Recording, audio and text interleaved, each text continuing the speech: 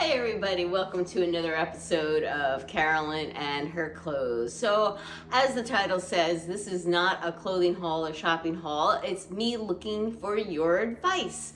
So in July, beginning of July, my husband and I are taking a cruise out of New Jersey and stopping at two ports in Canada, heading over to one port in Greenland, and then three ports in Iceland, the capital being our last port. So I don't know how much you know. I imagine that, in July, the Canada port should be probably around in the 70 degrees. Greenland is only going to probably be 40 degrees, and it should be Iceland in the 50s. That's kind of what I'm gathering when I go online and look at weather.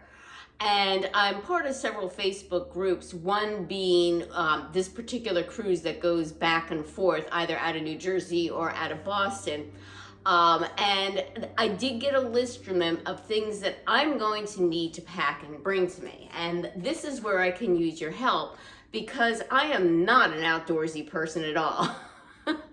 I'm pretty much a prima donna, and a lot of these things I don't know. So I was hoping I can get your advice on where I can get these things that are fairly inexpensive, but do their job, because I will probably wear them one time again when I eventually get over to Alaska.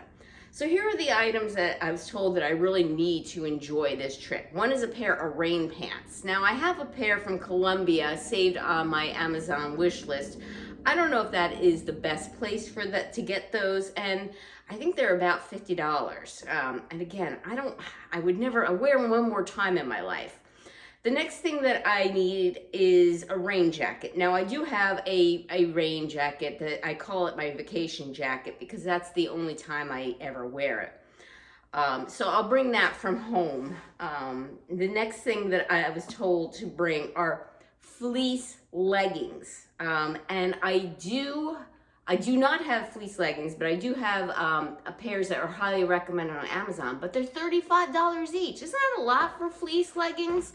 So tell me where I can get a pair of fleece leggings. I'm gonna probably buy two pairs, because that's probably what I'll wear under the rain pants when we're in Greenland and Iceland. Other things that they say, long underwear, including tops and bottoms. Now, I do have a pair of long underwear bottoms, and I could just, subsidize with less long sleeve white tees for tops. I should bring hats, gloves, scarf, that I have.